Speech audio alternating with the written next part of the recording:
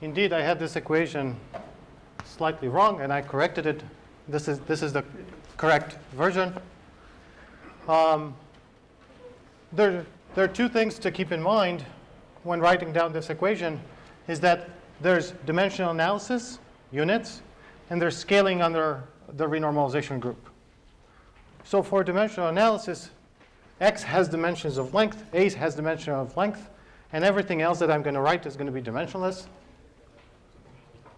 And this action is written down such that it's dimensionally correct, meaning it's also dimensionless. Here I have length to the d. Here I have length to the d minus 2. So everything here should scale like 1 over length squared.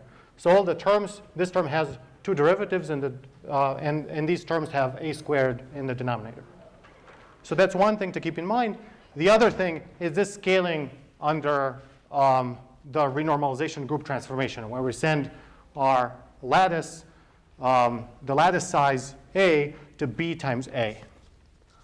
And again, this action should not scale under that either, and that's different from dimensional analysis. And these are the scalings that I wrote down before, and they were correct. These are the scalings that ensure that, I guess, phi goes to B to the d minus 2 over 2 times phi. Okay? The picture you should have in mind regarding this RG flow diagram is the following. So on one hand, we have the fixed point at the origin, which is the Gaussian theory. So this is the Gaussian theory. That for which the action is just the kinetic term.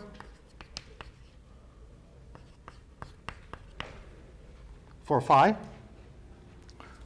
And this is a very simple theory. It's free. Phi has scaling dimension d minus 2 over 2. This theory has operators. The operators can all be constructed as polynomials in phi, perhaps with derivatives. And one can compute any correlation functions using Wick contractions. So the simplest correlation function is phi of x, phi of 0 is a 2-point function of phi. And this is some normalization constant that depends on dimension divided by x to the d minus x to the 2 delta. So this is the same. The dimension of phi is d minus 2 over 2. So this would be x to the d minus 2. Okay? And there are other operators built from powers of phi and derivatives. So for instance, we can have the operator phi squared. And by that, I really mean normal ordered, phi squared normal ordered. So when we compute the 2-point function phi squared of 0, we do Wick contractions, but not Wick contractions between fields that belong to the same operator, just between fields that belong to different operators. So this would be, if we call this one here g of x, this 2-point function here would be 2 times g of x squared.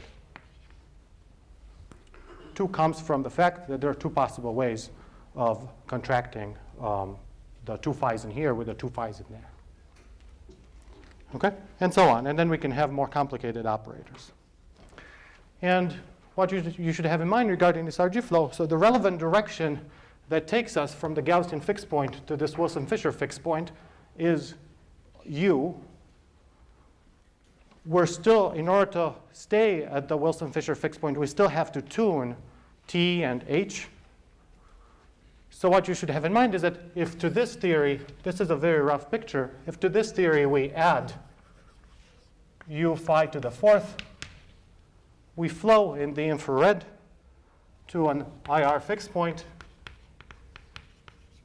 which is the Wilson-Fisher fixed point. And that Wilson-Fisher fixed point has, of course, operators. They have some scaling dimensions. For instance, it has some operator O1 with some scaling dimension in 3 dimensions. in 3D, it has some operator O1 with a scaling dimension approximately 0.518. It has some operator O2 with some scaling dimension approximately 1.41. And these are the scaling dimensions corresponding that give the critical exponents for this, the uniaxial magnet critical point or for the water vapor critical point. Okay? But what's hard here in 3 dimensions is understanding this RG flow and calculating these scaling dimensions. However, the problem becomes easier, well, easy, or in 4 minus epsilon dimensions, where epsilon is small. So 4 minus epsilon expansion. Because in that case, what happens is that this fixed point will be very close to the Gaussian fixed point. And in order to study it, we just need to know what the beta functions are to, in a power series expansion around the Gaussian fixed point. So I can write down the formulas for the beta functions. So let me write it. dH by dl. So this is minus beta h. This is d plus 2 over 2 times h minus 4ht plus cubic terms. So I'm just going to write down these formulas only up to quadratic terms. dt by dl is 2t minus h squared minus 4t squared minus 24tu minus 96u squared in higher order terms. And then du by dl. So here L, I take B to be 1 plus delta L. du by dl is epsilon times u. Epsilon is 4 minus d minus t squared. So this is d is 4 plus epsilon. Minus t squared minus 16 tu minus 72 u squared in higher order terms. Okay? So this thing follows from RG analysis. One place to look at in order to derive these formulas is Peskin and Schroeder. I'll mention very briefly another way of finding them so that I can connect this discussion a little bit with Chris's discussion this morning.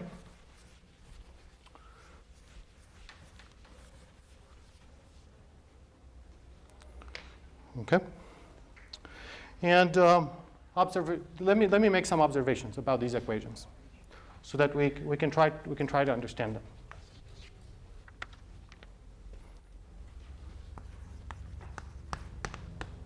The first one is that u equals t equals h equals 0 is a fixed point.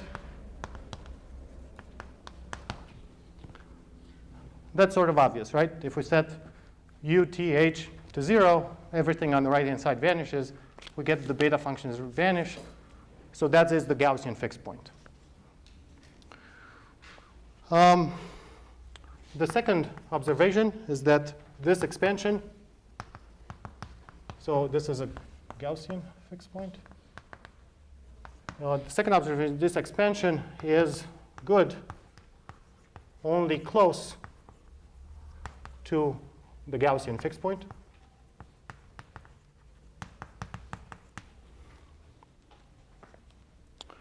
The third observation is that the linear terms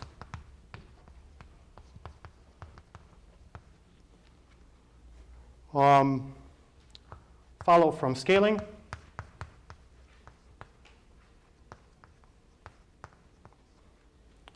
At the Gaussian fixed point.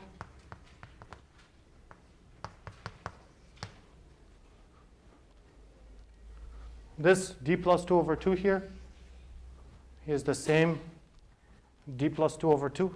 That's the power in here. The 2 that multiplies t is the same as the 2 here.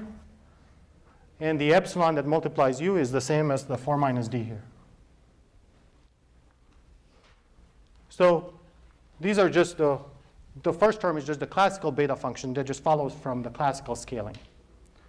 The quadratic terms, so follows from scaling. So example, yh is d plus 2 over 2, and so on. And you should recall that d of some coupling by dl close to the fixed point is approximately y of that coupling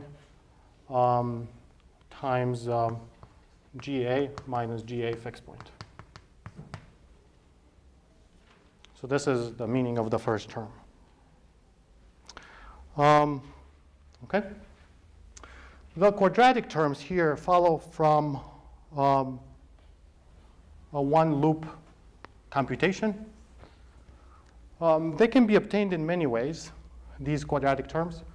You don't need to know, you don't need to use all the power of the renormalization group analysis in Peschke and Schroeder in order to derive them. Where that becomes important is for the cubic terms and higher. The quadratic terms, maybe I'll write down a formula for them. They're actually not that hard to derive. And they can be derived in many ways. And the fourth thing that I wanted to say is, how do we see this other fixed point? How do we see the Wilson-Fisher fixed point? Well, a fixed point corresponds to the beta functions being 0. So we should set to 0 what's on the right-hand side. The problem with that is that we don't know all the terms. So all we can hope for is that maybe there's a solution where only terms up to this order are important. All the other terms are not important. Okay? So can find another solution for to the beta function equations, beta of a equals 0, for epsilon small. And that solution is h star equals 0. You can see in here that all the terms are proportional to h. If I set h to 0, that's going to make that equation be satisfied. T star is order epsilon q squared. So it's also 0 to this order. So imagine deleting from here all the terms that have h and t. So here there's no terms left. And here,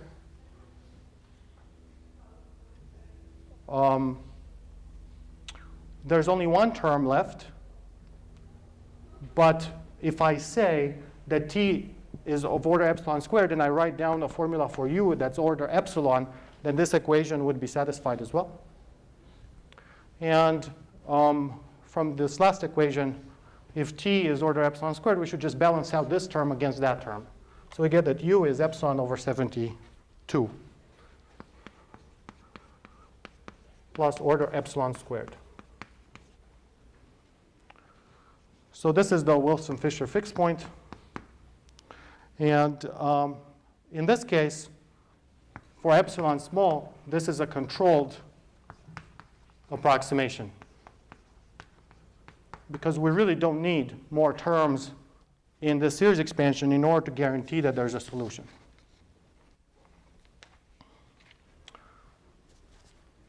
Once we found a fixed point, what can we do with it? Well, we can calculate the scaling dimensions of the operators of this fixed point. How do we calculate that? We use this equation that I wrote down here, that close to any fixed point, dg by dl is y times g minus g at the fixed point. So all we have to do is to, now these are the fixed point values, just expand the right-hand side of these equations around h star, t star, and u star, and look at the coefficients. And the coefficients will give the scaling dimensions. Okay? So that's easy to do. So linearize around this solution. So we get that dH by dL is approximately, so in here we just plug in what the value of d is and the value of t at the fixed point. That's order epsilon squared, so we can ignore it. The only term that contributes is this. So get 6 minus epsilon over 2 plus order epsilon squared, of course, multiplying h minus the fixed point value, which is 0, plus higher order terms. Now, higher order terms are higher order terms in h minus h fixed point, which is 0 in this case. dt by dl, this is approximately 2 minus 24 over 72 epsilon plus order epsilon squared times t minus something, the fixed point value, which is order epsilon squared, plus higher order terms. So for dt by dl, the 2 is this 2. We can ignore this term, we can ignore this term. The only term that we cannot ignore is this minus 24t times u. And we just plug in the fixed point value of u. And get 24 over 72 times epsilon. And similarly, du by dl, this is approximately minus epsilon u minus epsilon over 72 plus order epsilon squared plus higher order terms. So what this means is that at this fixed point, we have that yh is equal to 6 minus epsilon over 2. We just extract the leading term plus order epsilon squared.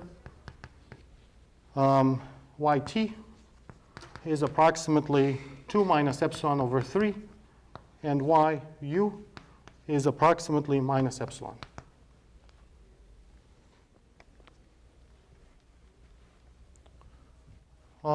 What that means is that we get some scaling dimensions of operators.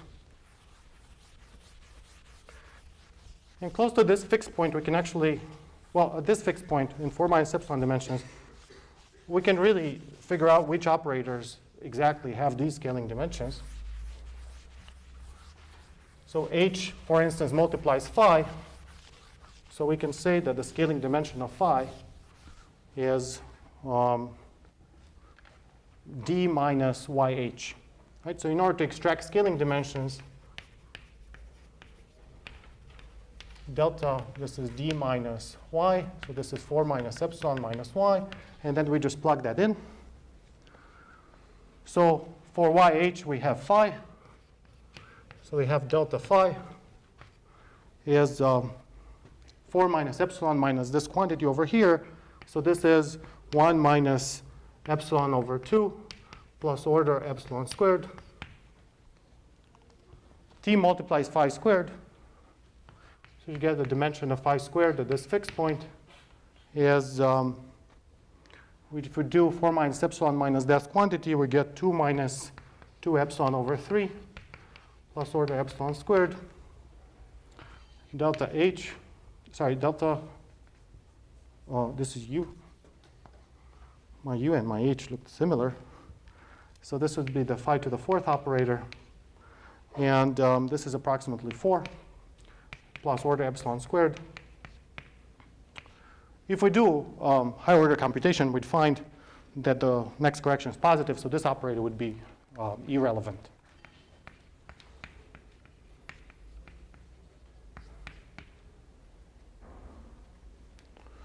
Okay? So what is the target? The target is in d equal 3. We want this to be 0.518. We want this to be 1.41. And we want this to be irrelevant. How close to the target are we? Well, this is the same as for the Gaussian fixed point. So in 3 dimensions, so if we just blindly extrapolate this to 3 dimensions means epsilon equals 1. right? We get here 1/2, so 0.5. Not too bad. And for the next one, we get 2 minus 2/3. So this is approximately 1.33, which is a big improvement over the value from the Gaussian fixed point. At the Gaussian fixed point, the value was 2. That was the leading term in the beta function. So the Gaussian theory, the value is 2. But at this fixed point, if we extrapolate from 4 minus epsilon dimensions, we get 1.33, which is not too bad for just, essentially a linear approximation in epsilon. Okay. I think the state of the art, one can do an RG analysis to higher and higher orders in epsilon. I think the state of the art is knowing this dimension up to order epsilon to the 5th. I'm obviously not going to write it down. But then once you have this series expansion in epsilon up to order epsilon to the 5th, you can try to do your best to estimate what the value is when epsilon equals 1. I guess the best approximations come from Pade approximations, where you take the series expansion in epsilon and you approximate it with a fraction, where you have a polynomial in epsilon in the numerator and a polynomial in epsilon in the denominator. You can choose polynomials of various degrees in numerator and the denominator. It gets pretty close. Yeah? You use the Pade approximants? Sorry? When you use the Pade approximants, yes. You need typically some information about what happens at epsilon infinity, like at the other side, to get the denominator. Oh, right, that's right. So using the Pade approximates is, sometimes it's an art more than science. One option would be, for instance, to try various ones and see how different the results are for different orders of the polynomial in the numerator and the denominator. Is the one people chose agreement with the 2D critical exponents? Right. So you can also do, so this is a 4 minus epsilon expansion. You can also do a 2 plus epsilon expansion. And then you can do a two-sided Pade, where you want your polynomials to match. If so you have some fraction, some polynomial in epsilon in the numerator, polynomial in epsilon in the denominator, and if you expand it in epsilon, you want to match these perturbative coefficients close to epsilon equals 0. And when you plug in epsilon equals 2, when you're in 2 dimensions, you also want to match the scaling dimensions there. Okay, so that would be another option, more advanced Pades. Yeah. I thought that the anomalous dimension of phi squared and phi to the 4 are proportional to epsilon. So I guess we also have epsilon corrections. For phi squared? Yeah, and phi Right. Yeah. But and phi to the 4. Well, okay, unless I made a mistake, for me that canceled. But I mean, the procedure should be clear. You just take this equation over here, and you expand around the new fixed point, and you look at the coefficient.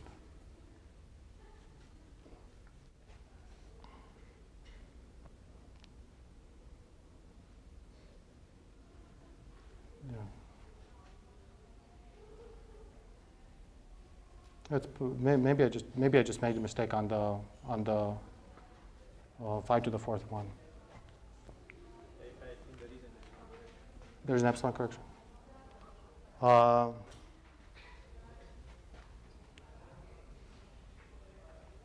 Well, okay, we can try to look into that. Anyway, these ones I know are correct. You should trust them. Okay.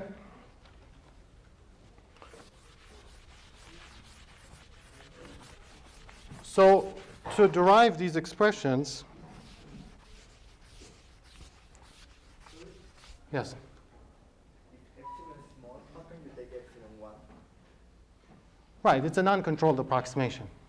But this is the idea of the 4 minus epsilon expansion, that if we try to compute some things as a power series in epsilon, then hopefully we'll be able to estimate what happens when epsilon equals 1, namely in 3 dimensions.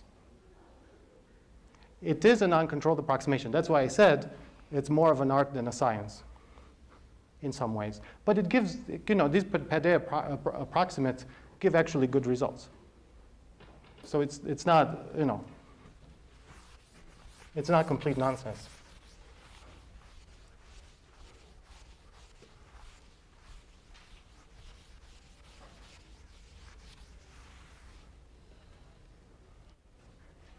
So this one with a question mark. Try to do this calculation, see what you get. Okay. And I want to write down a formula.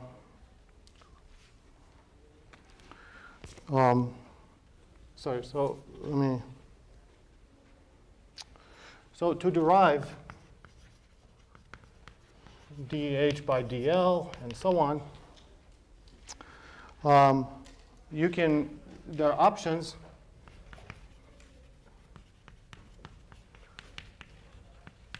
The first option, as I said, is systematic, and it's renormalized perturbation theory. So for instance, see Peskin and Schroeder.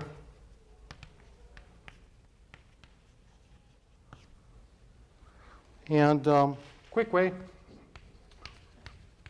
but only good to one loop, meaning the quadratic terms.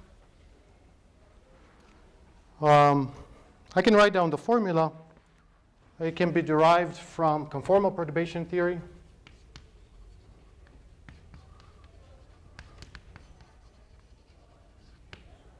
And Zohar will explain this, how conformal perturbation theory works.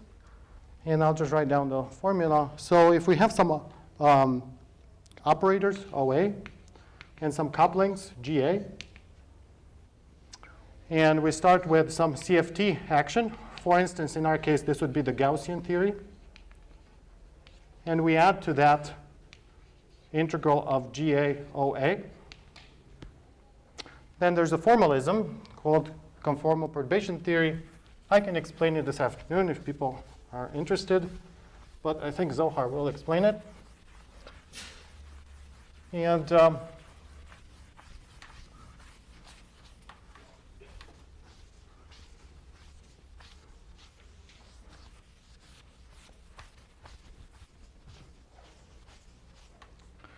the formula is that, so if OA of x times OB at 0.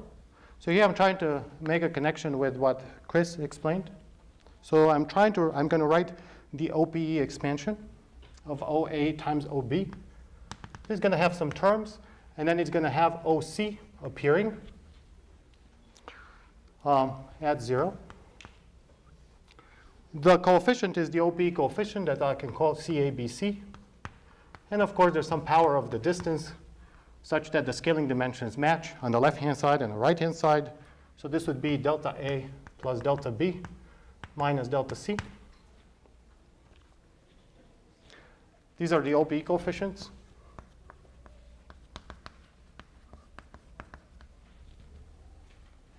They're related to the 3-point functions. So then the formula for dGA by dL up to quadratic order is that this is d minus delta A times GA. This is the classical term. This is what should be little y. Little y is d minus delta. And then the next term is sum over B and C, C, B, C, A, GB, GC, plus order G cubed.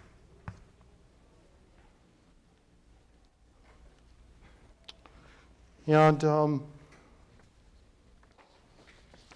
if you use this formula, it's really easy to derive the equations for dH by dL, dt by dL, du by dL that I wrote down.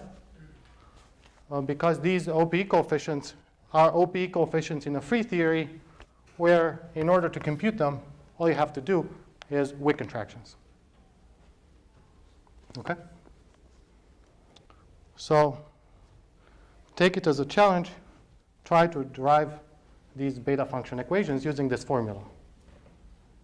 It's not that bad. Okay.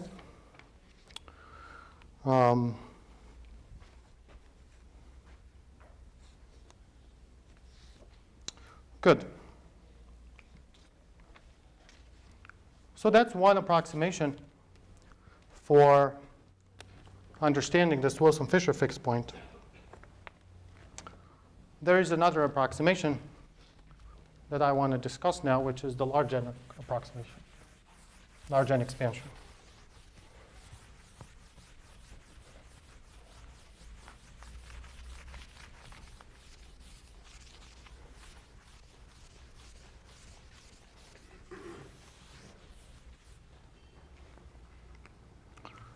And for that, let me first write down a generalization of this model that I just erased, that instead of having only one scalar field, it has n scalar fields. So this is the ON model, vector model. And I'm not going to write down the powers of A. So d dx times, so instead of, this model has, instead of one field, it has n fields, phi I, where I goes from 1 to n. It has a kinetic term, so 1/2 sum over I d phi I squared. It has a term quadratic in phi, so t sum over I phi I squared. And there's another term that respects the ON symmetry. So these phi i's, I can just think of them as some vector with n components, and they can transform under orthogonal transformations. And the other term is u times sum over I phi I squared, quantity squared.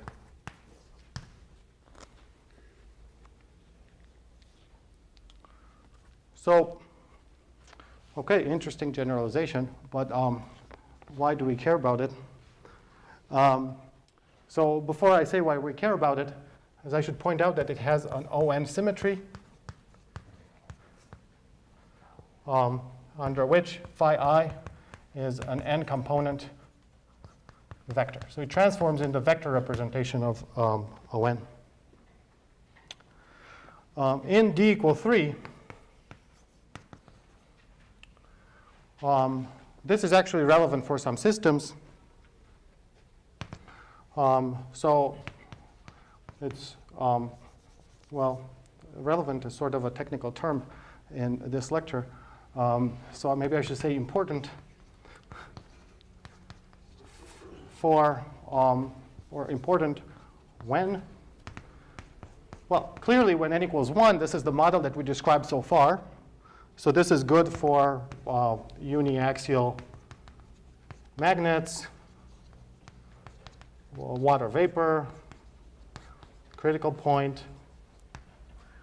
When n equals 2, we can think of these phi's, which are phi 1 and phi 2, as the components of the spin along some plane.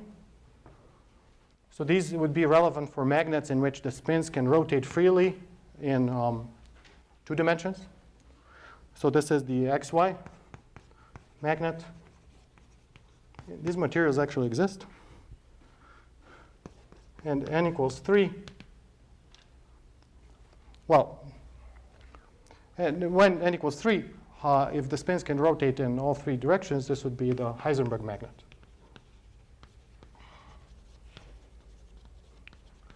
So in addition to n equal 1 being relevant, it's also n equal 2 and n equal 3 that are relevant for actual physical systems in 3 dimensions.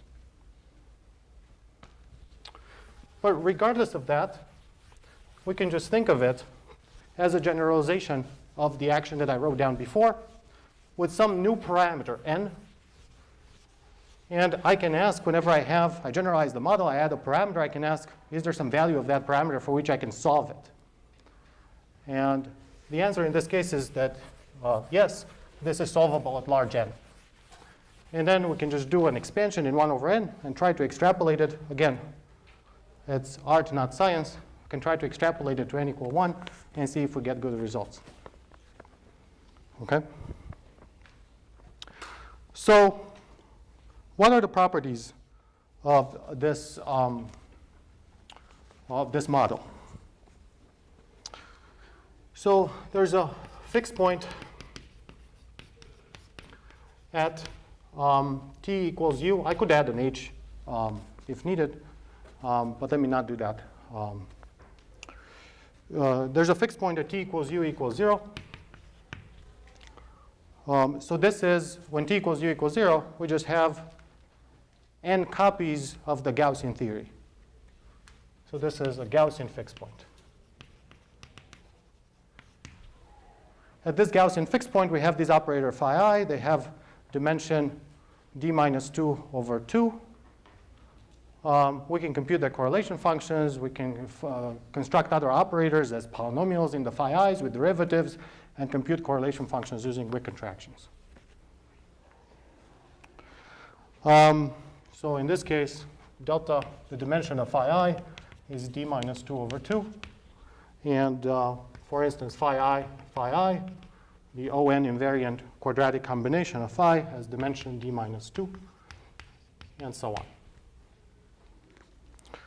In d smaller than 4, in particular,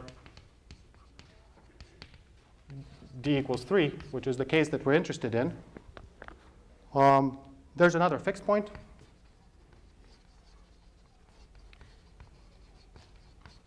Generalizing the Wilson-Fisher fixed point that I discussed. Generalizing the n equal 1 case.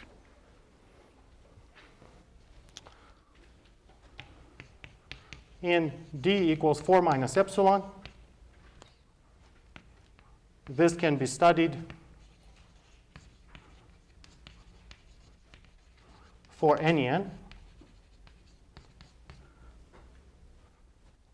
if epsilon is much smaller than 1.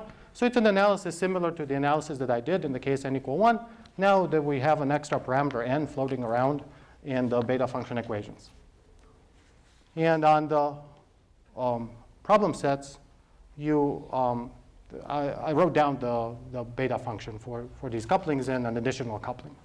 You can just set that additional coupling v to 0, and you find the beta functions for t and u. Okay?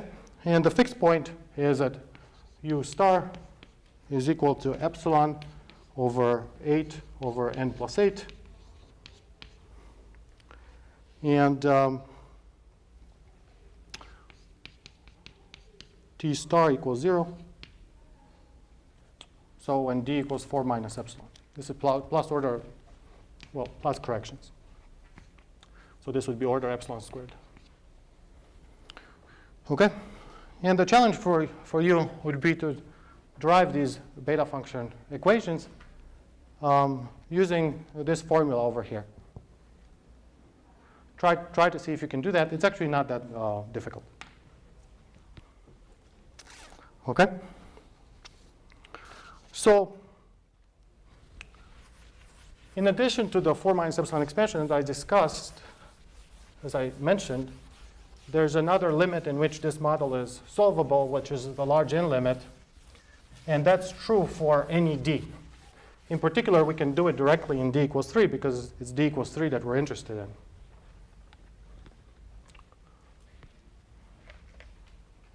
So the large n expansion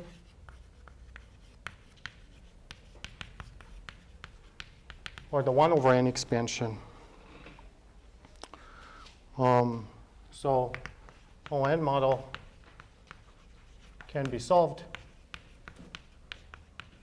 in any d. So set d equal 3 from now on.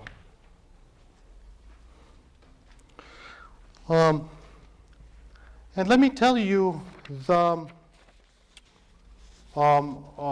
conclusion of this study, and then I'll explain how this happens. Okay? So at large n, the reason why it can be studied in the 1 over n expansion is that at large n it becomes very close to the Gaussian theory. So there is an RG flow between the Gaussian theory and this Wilson-Fisher fixed point for the ON model, but at large n, the RG flow becomes very short. Okay? So at large n, what happens is that all ON non-singlet operators, for instance, phi I, or phi I, say phi 1, phi 2, and so on. So operators that transform under ON, that are not invariant under ON, have scaling dimensions of this operator at the Wilson-Fisher fixed point equal to the scaling dimension at the Gaussian fixed point plus order 1 over n corrections. So for example, delta phi I is at the Gaussian fixed point, the scaling dimension in 3 dimensions of a scalar field is d minus 2 over 2. When d equals 3, this is a half. So it's a half plus some number divided by n plus some other number divided by n squared, and so on. And the same is true for all operators that transform under ON. But there are some operators whose scaling dimensions differ significantly from the scaling dimensions at the Gaussian fixed point. And an example of that is this operator phi I, where I sum over I, so this is ON invariant. And at the Wilson-Fisher fixed point, its scaling dimension is 2 plus some order 1 over n, whereas delta of phi I at the Gaussian fixed point, this is just a product of 2 scalars. Each scalar has scaling dimension 1/2, so the Gaussian fixed point, the scaling dimension is 1. So there are some operators that acquire large anomalous dimensions. And let me try to explain one way to see this. There are several ways of seeing this. I'll just try to explain one way, and maybe that will give a different perspective as to what the renormalization group flow is.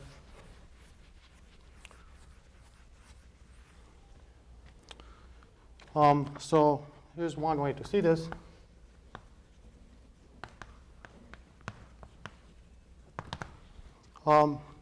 Let's take t equals 0 for simplicity.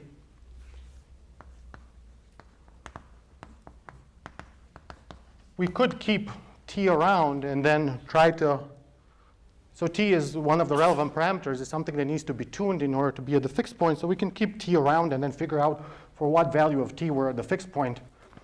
In the way I'm going to do it, it's going to be for t equals 0, so let me just set t equals 0 from the beginning. Okay? And then our theory is that theory, so it just has the kinetic term and this quadratic term. And we can calculate, for instance, calculate the 2-point function. Let me call it f of x. So this would be the 2-point function of phi I. So phi I at x, phi I at 0. It's a function of x and of u. So let me keep u and calculate it as a function of u. What do we expect to see? So I'll show that f of x behaves as, so some power of x as x goes to 0, and behaves as some other power of x as x goes to infinity. What powers do we expect? So at small distances, the physics should be described by the Gaussian fixed point. Should be in the UV of the renormalization group flow. So there, the scaling dimension of phi I is 1.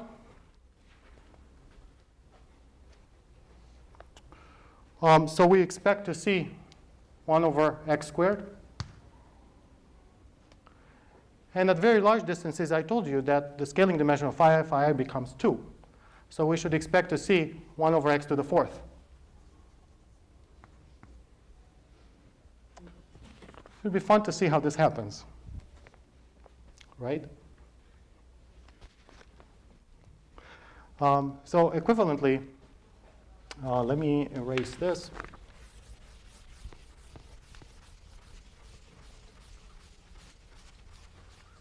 Equivalently, I can do the same thing in momentum space by looking at the Fourier transform of this function f.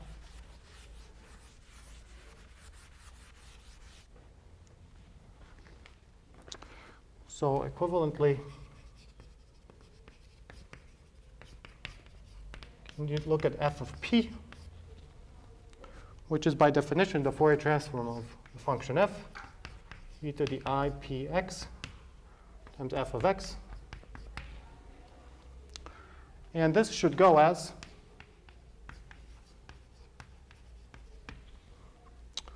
well, p to some power at large p and p to some power at small p. So at x equals 0 corresponds, so short distances correspond to large momenta. So at large p, it should be the Fourier transform of 1 over x squared. The Fourier transform of 1 over x squared, so this is d3x divided by x squared. This scales like distance, so distance should be like 1 over momentum. So this should be 1 over p at large p.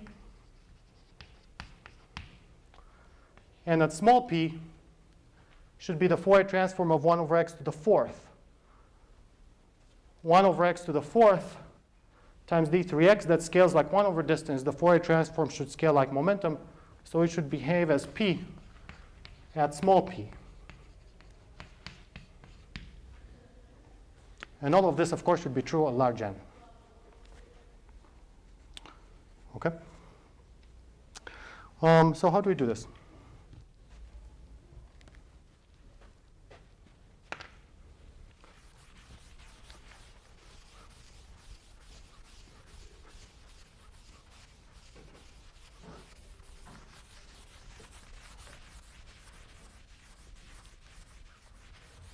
You can just use Feynman diagrams.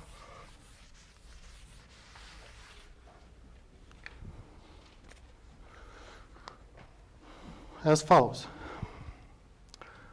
So we can just do what we do usually in perturbation theory, treat this thing as an interaction, and figure out what the propagator is from the kinetic term. So the propagator for phi is, let's just call it, so I have phi I, phi j, 0. This is delta ij, because only fields with the same index, so an index appear multiplied together times some function g of x. And g of p, that's the Fourier transform of g of x. So this is d3x e to the ipx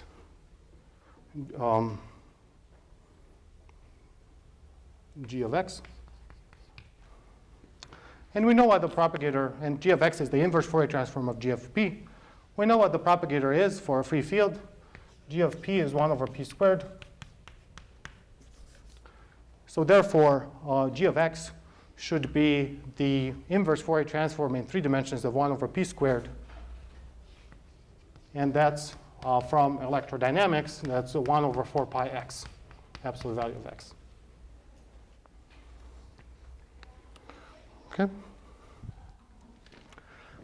And now let's try to calculate.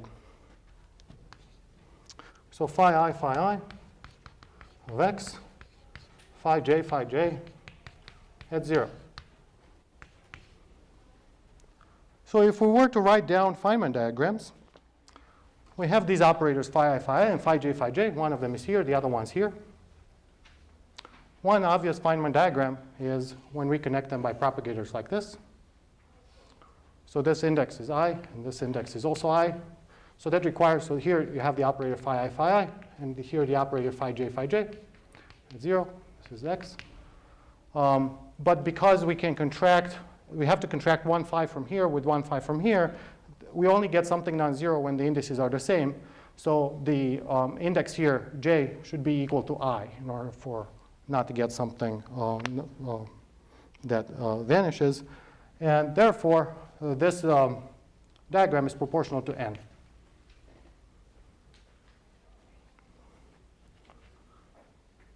This is all there is in the free theory. So if we just had the theory without this quadratic term, this would be all there is. This is the diagram that computes the 2-point function of phi squared. And we would get this answer, some constant divided by x squared. But we have the interaction, so we can draw additional diagrams because of this quadratic interaction. So another option is to start here with phi I. Has two legs, because those are the two phi's. And then we use an interaction vertex. And here we end up with phi j. So this is proportional to u, the coupling.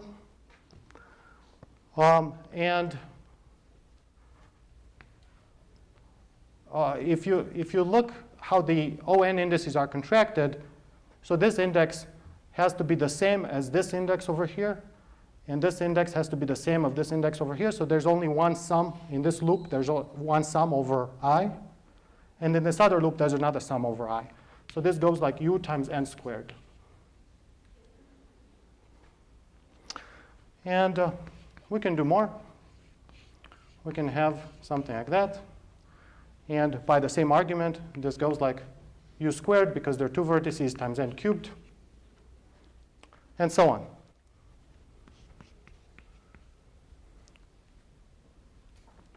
Okay? So let's try to calculate these things. Of course, we can draw other Feynman diagrams, but it turns out that the other Feynman diagrams give you something that's subleading in n, in the limits that I'm going to take. Okay? So let's try to calculate this one. In position space, this is easy. This is equal to the 2-point function of phi I in the free theory. So this is 2n times g of x squared.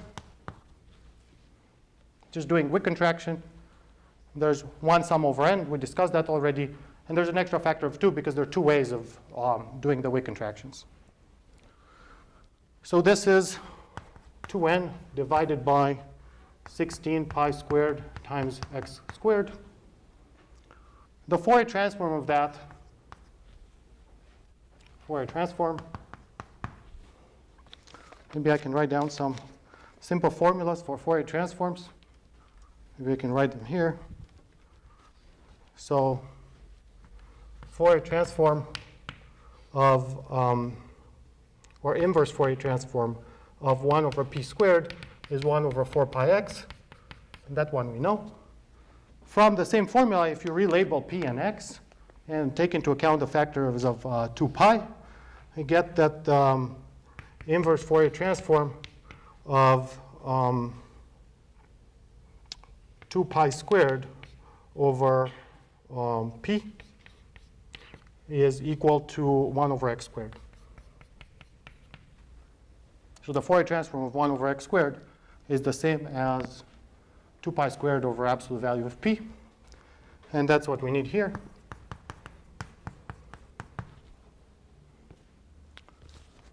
And this is, as I said, this is the free theory. So the 2-point function should go like 1 over p. So this will be the large p behavior of the 2-point function. OK, good. How do we compute the next one? In position space, this is complicated. In momentum space, this is easy because it's a product of this one with itself multiplied by the coupling u. What's that? N. Oh, sorry, I didn't write the full formula. So this is just for the 1 over x squared is 2 pi squared over n. So the 2 pi squared over p. So it should be multiplied by 2n divided by 16 pi squared. So this is, I'm going to write this as 1/2 times n over 2 absolute value of p. For this other one, so again, we just have to take the product of this with itself. We have to multiply it by u. And we have to take into account the number of wick contractions that we can do. That should be an easy exercise. The answer is 1/2 u n over 2 absolute value of p quantity squared. The next one is similar. It's 1/2 u squared n over 2 absolute value of p cubed, and so on. So then the correlation function, this f, is just a sum of all these terms.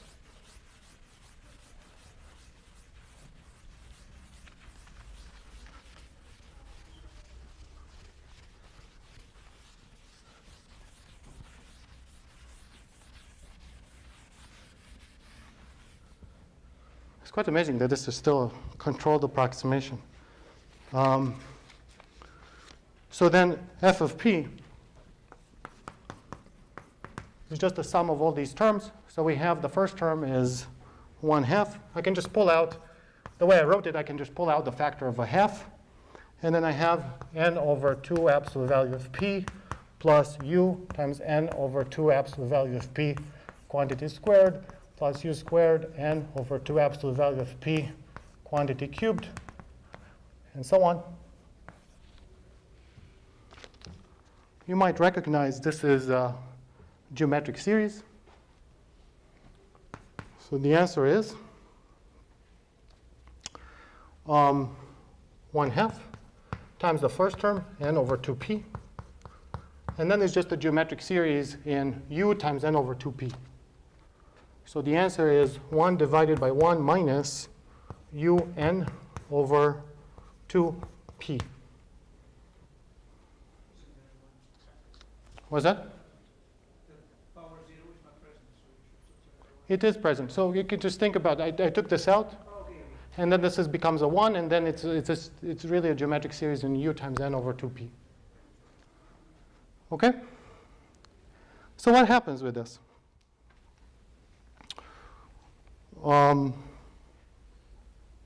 Well, can we check what happens at large p and at small p? So at large p, this is f of p. Large p. Large p should be easy because this should be the free theory limit. So at large p, we can just ignore this term in the denominator. And we get f of p as it goes like 1 over absolute value of p, which is what we wanted. That means that its Fourier transform f of x, so here f of x goes like 1 over x squared. And here f of x would go like 1 over x to the 4th. So this is good. How about small p? Well, just expand this function at small p. And what do we get? So at small p, this term is actually pretty big. So it's better to write f of p as, it's better to just put it in the numerator. Well, I'm trying to see if I can, maybe we can just do it. So we have minus n over 4 absolute value of p times 2 absolute value of p divided by u times n. Everything is multiplied by 1 over 1 minus 2p, 2 absolute value of p over u times n. So the p here cancels, the n here cancels, the 2 cancels with the 4, gives a 2. So what does this give? It gives approximately a small p, a minus a half. So now we expand this fraction at small p. So we get approximately minus a half minus absolute value of p divided by u squared times n.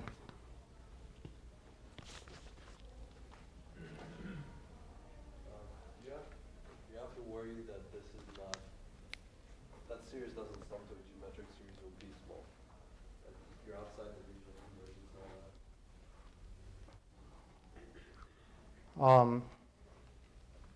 If you do it a little more rigorously, then you don't have to worry about that. But this is sort of how it works. Okay.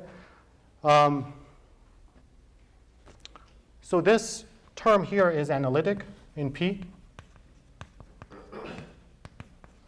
Terms that are analytic in P don't correspond to singularities at large x. It's only singular terms at small p that correspond to something at large x. Not everything at small p corresponds to something at large x. So the leading thing that contributes to the large x behavior is this term over here, which is linear in P. And that's exactly what we wanted. So this term implies that f of x goes like 1 over x to the 4th at large x. It's a quick computation that shows that I have some complicated function that interpolates between 1 over x squared at small x and 1 over x to the 4th at large x. So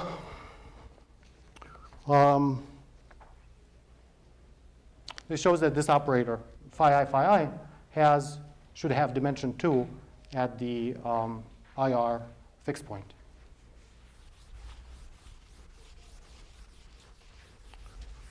Okay.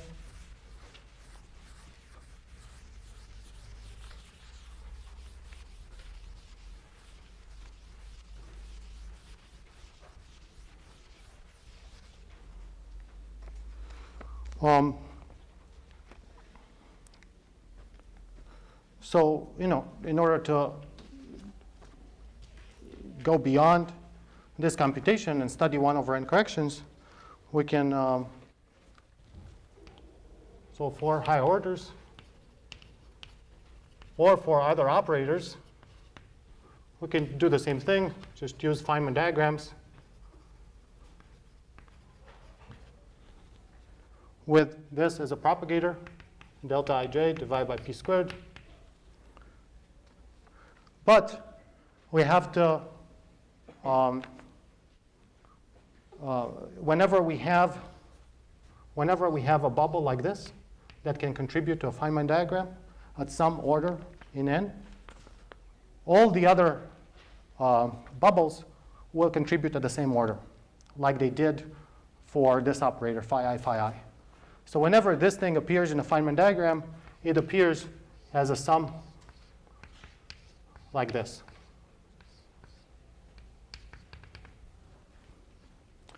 So it's good to do this computation once and for all, and we did it here.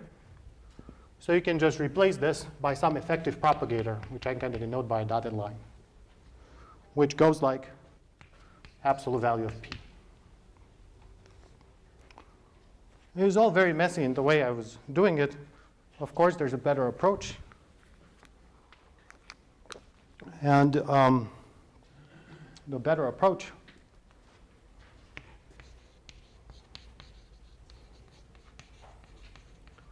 involves a Hubbard-Stratonovich trick.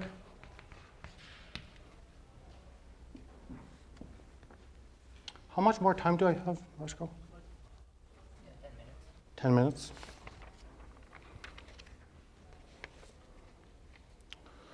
So I can tell you very roughly in 10 minutes how that goes.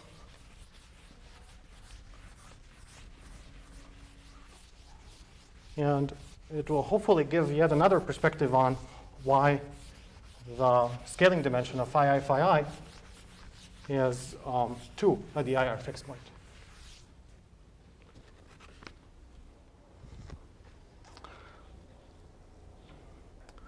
So we can start off with this path integral, the partition function for this theory, d phi e to the minus integral in d dimensions, 1/2 d mu phi d mu phi. When I write the dot product, I mean we contract indices in the indices of phi. That's what the dot product means.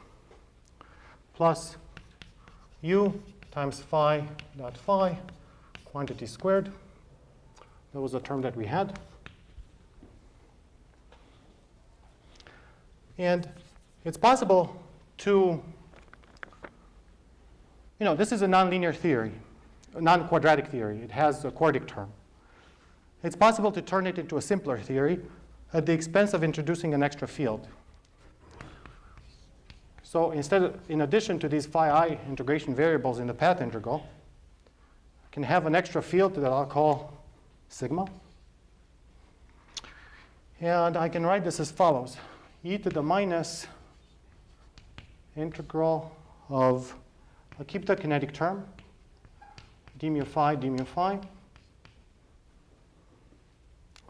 I'm going to write here plus 1/2 times I sigma phi dot phi plus sigma squared over 16 times u.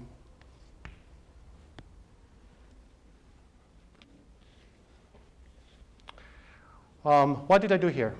I introduced another field. I wrote down another formula where I have this field sigma, and the integral over sigma is Gaussian. There's a quadratic term, and there's a linear term. And the claim is that if I do that integral over sigma, like doing Gaussian integrals, I reproduce this quadratic term over here. This is the Hubbard-Stratonovich trick, and sigma is the Hubbard-Stratonovich field. The way this works is because this quantity that I added is 1 over 16 times u times sigma plus I times 4u times phi dot phi, quantity squared, plus u times phi squared squared. So I can rewrite these two terms as this more complicated thing. But now when I do the path integral over sigma, this thing just goes away, essentially. That's the rule for doing Gaussian integrals. And we're left with u phi squared squared. But this is a much better description of the theory, this one. Especially because, before I explain why it's better, I want to point out that the equation of motion for sigma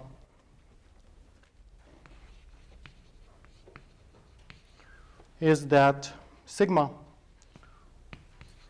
is equal to minus 4 I u phi squared phi dot phi. So we should think of sigma as the same thing as phi squared. All the correlation of the functions of sigma are going to be related to the correlation functions of phi squared up to this proportionality constant. The reason why this is good is that in here we saw that the correlation function of phi squared goes like 1 over u squared. So therefore, the 2-point function of phi squared goes like 1 over u squared.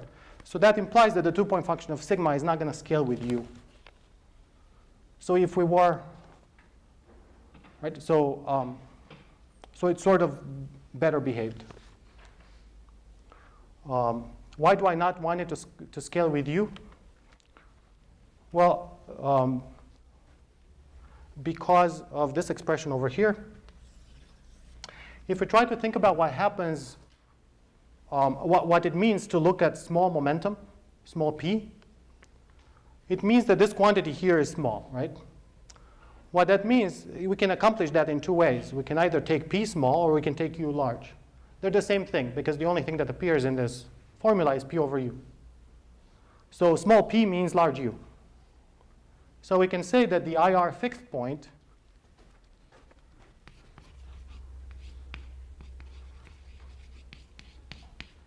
is achieved as we send p to 0 or equivalently u to infinity.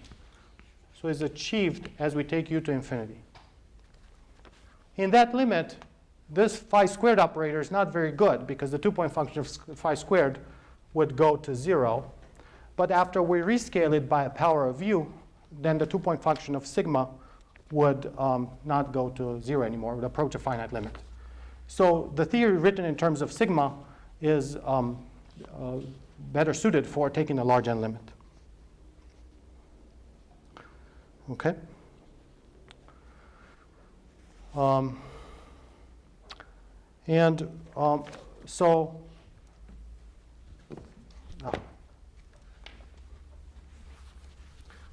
So instead of these bubble diagrams,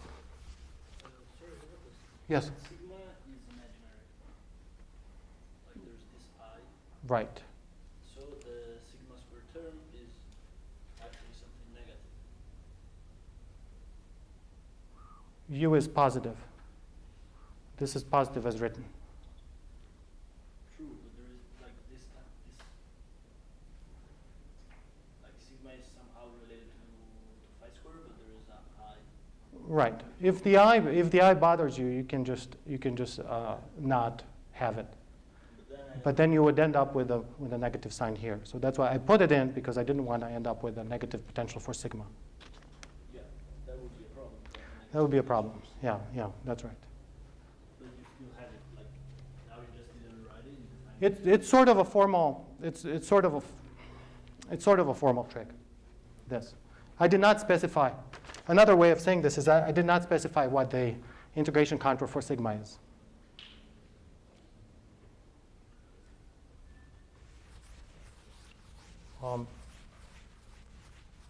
Somehow, some people write it without the I, but actually the I is quite important. Is sigma even dynamical? Sigma doesn't have a kinetic term. Yeah, so why should it doesn't matter if it's negative. Well, when you do a Gaussian integral, you want to make sure that the Gaussian integral converges. If this term were negative, then the Gaussian integral wouldn't converge. But this is equivalent to saying that I could have not put the I there. I could have ended up with a minus sign, and then I could have said, oh, but wait, my integration contour for sigma is a little weird in the sigma complex plane. And it's such that the integral converges. Okay. Right, so this sigma is a better field, and then in order to study directly the IR theory, so in order to study the IR limit, we can send u to infinity. So here we're no longer going to have correlation functions that depend non-trivially on position. They will depend on position as powers once we take the limit u to infinity. But we really have to study this theory, d phi d sigma e to the minus integral of the kinetic term, d mu phi squared, plus 1/2 I sigma phi dot phi.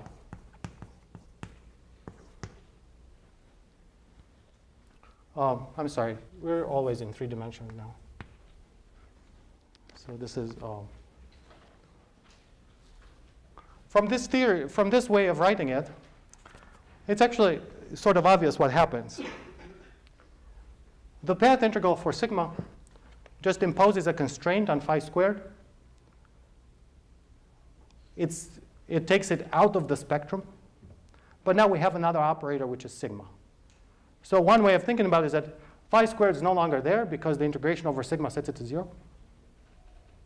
But we have sigma. So now how do I explain the fact that this operator sigma has scaling dimension 2? Well, it just follows from the action. So this phi would have scaling dimension 1/2. So phi squared would have scaling dimension 1.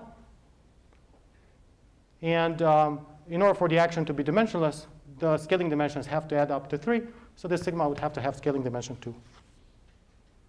So this way of writing it, it sort of implies that this correlation function goes like 1 over x to the 4th. And one can indeed do this more formally. Sorry, so phi, yeah, okay. Well, one can do this more precisely. Essentially, what you can do is at large n, you can, well, large n or small n, you can integrate out phi. So this is the integral, the path integral in phi is Gaussian, so we can do Gaussian integrals. Can integrate out phi. So let me just write this. So if we integrate out phi, we get integral d sigma e to the minus trace log, maybe with a factor of n over 2. Each Gaussian integral gives a 1/2, and there's n of them, minus Laplacian plus I sigma. So you get some path integral for sigma. And the nice thing about it is that what's in the exponent here is multiplied by n. So at large n, we're justified in doing a saddle point approximation. And then we can just expand this at quadratic order in sigma. And once we expand it to quadratic order in sigma, we can see that the 2-point function of sigma goes like 1 over x to the 4th. So this is the more precise way of, or better way of studying this model. And then one can do questions? And then one can write Feynman diagrams where we have this propagator for phi and this propagator for sigma. You can just draw Feynman diagrams with phi and sigma. But the first perspective was very good because we should keep in mind that what this propagator for sigma stands for is this infinite sum, geometric series of sums of bubble diagrams. So using this method, one can calculate scaling dimensions. And the scaling dimension of phi I is 1/2 plus 4 over 3 pi squared times n plus order 1 over n squared. And for instance, the scaling dimension of sigma is 2 minus 32 over 3 pi squared n plus order 1 over n squared. I think the state of the art is that the first one is known to order 1 over n cubed, and this is known to order 1 over n squared.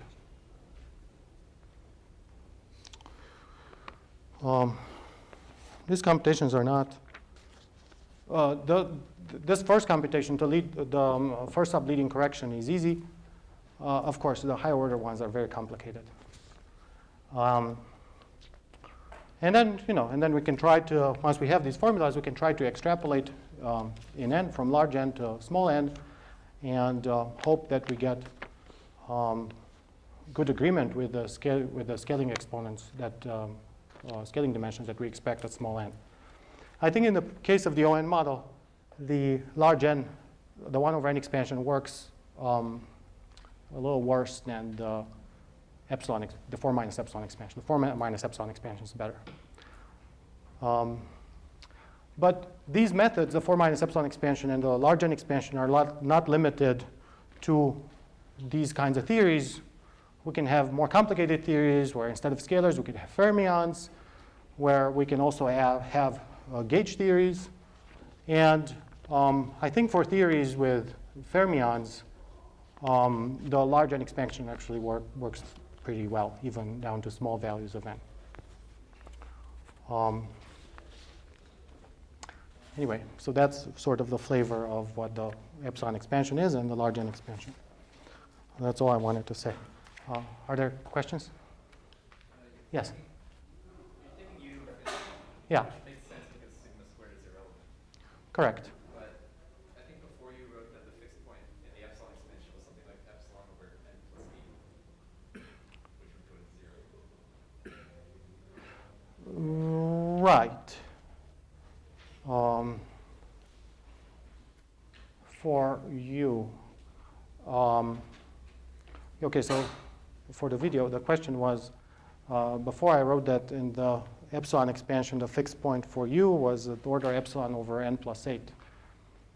But that's just a perturbative computation in epsilon. There's no reason to expect that to happen when epsilon equals 1. I'm not sure whether,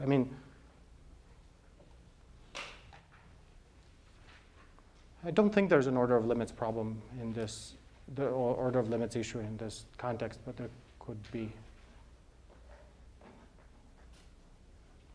Yeah, anyway, yeah. In the OM model, is the 1 over n expansion, is it convergent or is it asymptotic? Oh, they're both asymptotic. Maybe I should have said that from the beginning, that the epsilon expansion, both the epsilon expansion and large n expansion are asymptotic expansions. What happens at n goes to infinity? Is there some analyticity or something somewhere?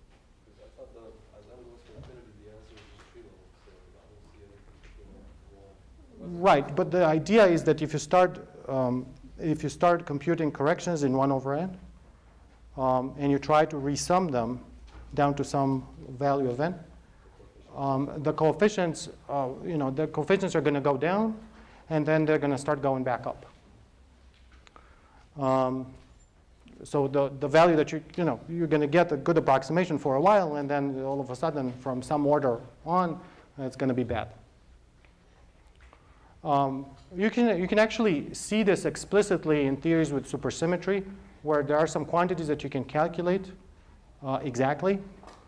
And after calculating them exactly, you can start expanding at large n, for instance. And then you can see explicitly that the large n expansion is asymptotic. At n equals infinity, yeah. But that's a feature in a bug. It's a bug because it's not really convergent, but it's also a feature because usually asymptotic series provide very good approximations. Up until they don't. Yep.